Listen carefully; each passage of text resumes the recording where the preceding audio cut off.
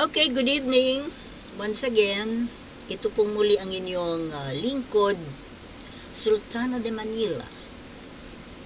Ang Sultana na walang corona. Well, hindi po kasi talaga ako matunawan dito sa confidential fund. Kaya, pag-usapan natin muli itong si Vice President Sara Duterte and her enormous, huge confidential fund worth almost 1 billion pesos. Na kung bakit nga daw siya humingi ng confidential fund na ganito kalaki? Intel. Kasi daw para sa kanyang seguridad. Seguridad ng kanyang life. Grabe, ang mahal. Ang taas ng halaga ng buhay ni Sara, no? Samantalang ang iba dyan, di ba pag nasagasaan ka, magkano ba yung halaga mo? 12,000? Or 50,000 ba? Wala namang nagbibigay ng 50,000 sa nasagasaan. Minsan nga tiway pa eh. Kaya daw po siya nahingi ng malaking Intel Fund ay dahil sa kanyang security. Dahil mayroon daw pong banta sa kanyang buhay. Well, kung may banta sa buhay, may rason. Pero, ganun ba talaga kalaki? Ganun ba talaga? Kasi parang, sa pagkakaintindi ko, ang security, presidential security, which includes already the security for the Vice President and her family. Diba? President and Vice President, kasama na doon sa presidential security. So, bakit kailangan may sarili kang private army? Doble-doble ang sweldo kasi itong mga kinuha niyang mga bodyguards na mga pulis at militar, di ba may mga sweldo na yan doon sa kanilang pagiging, sa kanilang mga posisyon bilang pulis at bilang militar. O di dapat wala na nga ang dapat na ano. Oh well, hindi naman pala dahil sweldo lang. Yung mga extra expenses daw. Pero imagine, for the office of the Vice President, which is 500 million, and then bilang Secretary of Education, 150 million, di bali 650 million pesos for the security detail of one single person. Si Vice President, Secretary Sara Duterte.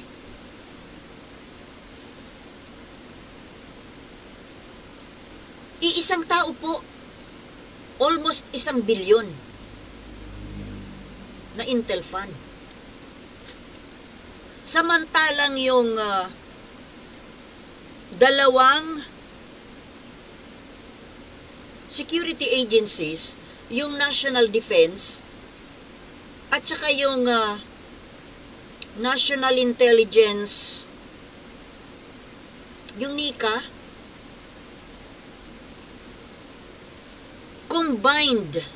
combined budget for these two security agencies, mas maliit po kaysa dito sa Intel Fund ni Sara Duterte. Imagine, dalawang ahensya na nagtatrabaho para sa seguridad ng buong bansa, mas maliit kaysa doon sa seguridad ng nag-iisang tao. Ang nakapagtataka po, bakit ito inaproban? Itong request na ito. At hindi lang basta approve. Parang kidlat kabilis.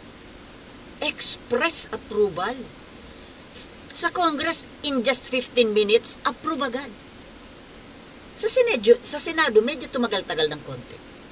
1.5 hours na pinag-usapan. Pero approve.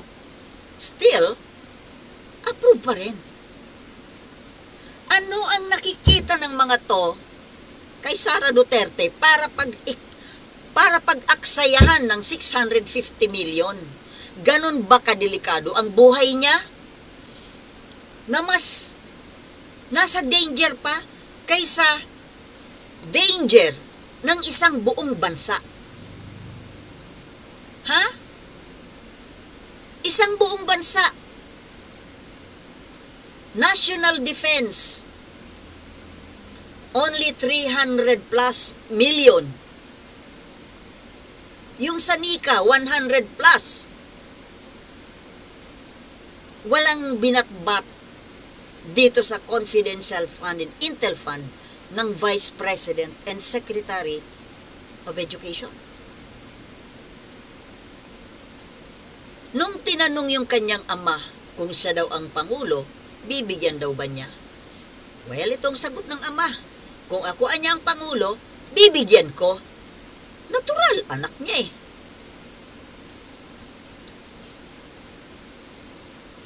What's so surprising about that? Eh siya rin naman, sobra kakurap. Diba? Yung Duterte administration, saksakan ng kurap. Sabi nga ni Manny Pacquiao 3 times corrupt kaysa nung mga nakaraang administrasyon. Kaya sila nag-away. Bakit po ganito? Dati-dati wala namang ganyan na ang Vice President ay may sariling army. May sariling security.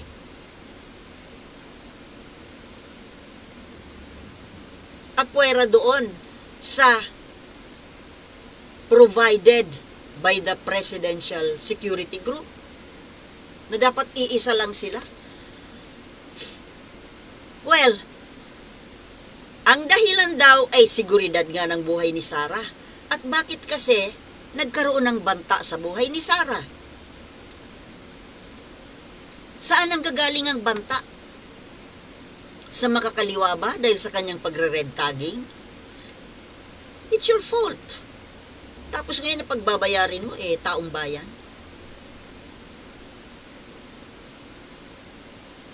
Ngayon, mayroon namang nagsasabi na natatakot si Sara para sa kanyang sarili dahil sa hindi na magkasundo yung Marcos camp at yung Duterte Arroyo camp. Nandoon daw ang banta. I don't think so. Hindi mamamatay tao ang Marcos. Ang totoo, buhay pa nga ni Bongbong Marcos ang nasa delikado. Diba? May gustong magpatalsik dyan. Diba nga, noong kampanya, kaya pumayag ang kampo ni Sara na maging vice na lang siya ni Bongbong Marcos. Ito idea ito ni Gloria Arroyo Alanganin sila patakbuhin si Sarang Pangulo dahil magne-neck-to-neck fight sila ni Bongbong Marcos. Kaya buti pa magsanib puwersa sila. Kaya nagkaroon ng unity team. Kasi alanganin, hindi siya mananalo kay Bongbong Marcos. Kaya naman daw pumayag na mag-Vice President. On conditions of una, si Gloria Arroyo ang magiging Speaker of the House na hindi natupad dahil si Martin Romualdez ang naging Speaker. Ilalagay na Secretary of Energy yung anak ni Gloria Arroyo. Hindi ginawa ni Bongbong. Nadagdagan ang tampo. Gustong kunin ni Sara Duterte yung National Defense, Department of National Defense. Bakit? Hindi ibinigay dahil sa advice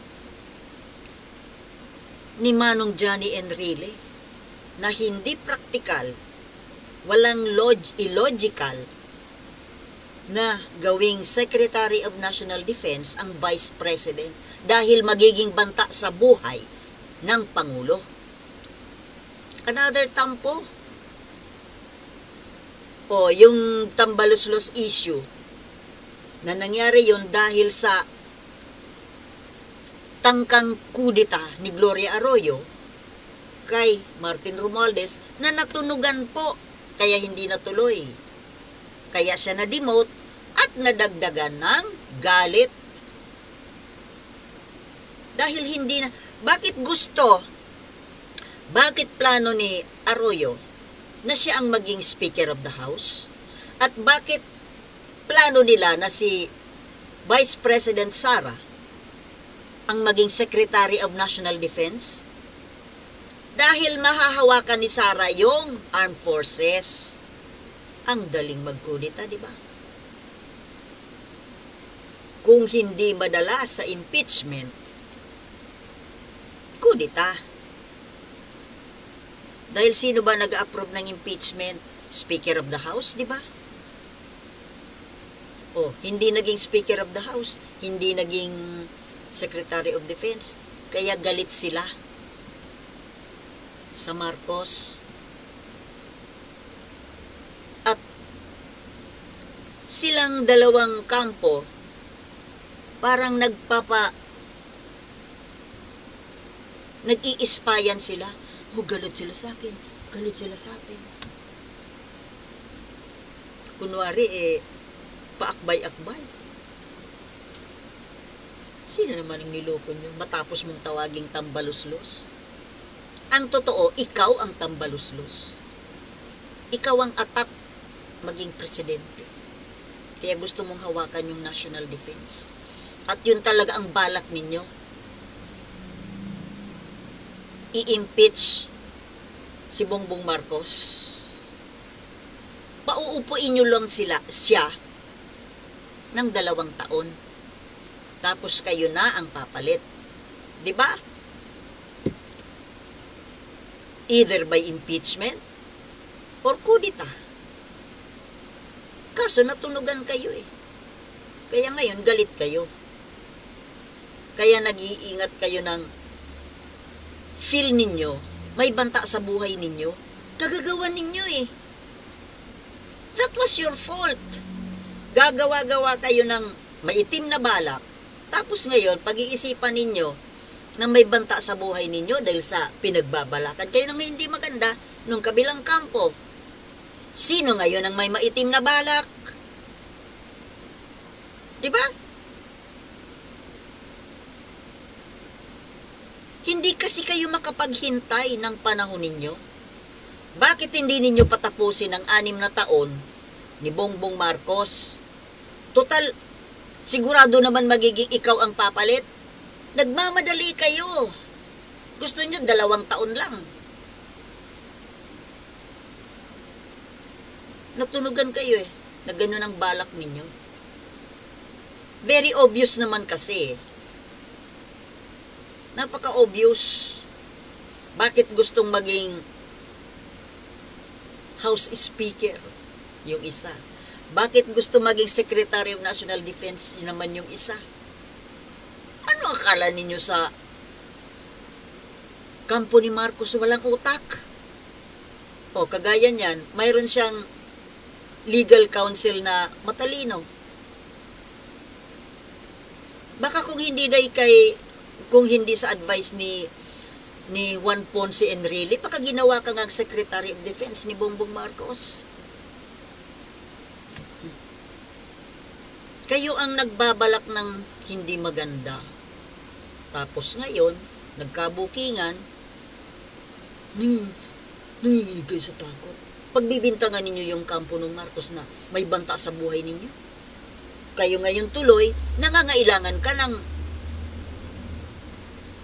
gargantuan, colossal na confidential fund. Kagagawa ninyo, pag-iisip ninyo ng hindi maganda sa kapwa, ngayon ang sinisingil, Ang nagbabayad, taong bayan. Inagawan ninyo ng 650 million. Yung taong bayan. Pwede na sana yan ipagawa ng panggastos doon sa West Philippine Sea. Na wala kayong pakialam kung maagaw ng China, di ba? Kasi mga pro-China kayo. Kaya nga ata kayo nagmamadali na patalsikin si Bongbong Marcos kasi inuudyukan kayo ni China na mawala na si Bongbong Marcos para kayo tuloy-tuloy na ang ligaya ni China. Tama hindi? Balak kayo ng kayo ang may maitim na balak. Tapos ngayon ipamimigay nyo sa iba. Yan. Kung sino may gawa, siyang makapagbigay ng masamang kayo ang nagplano ng hindi maganda. Tapos ngayon, nararamdaman ninyo na may panganib. Kagagawa ninyo eh. Di ba mga kababayan? Sorry na lang dun sa mga nanonood sa aking DDS kung ano-ano na namang masasamang salita ang mababasa ko dyan. Well, I don't care. Mag-vlog din kayo para makapagsalita din kayo ng gusto ninyo. Diba? Huwag kayo makialam sa vlogger sa gustong sabihin ng vlogger. Dahil hindi nyo naman binabayaran si vlogger. Diba? Nanonood lang kayo, nakikinig kayo ng libre. Doon sa mga nakaka-appreciate sa akin, maraming salamat po at thank you for watching and hope to see you in my next videos. Thank you and peace.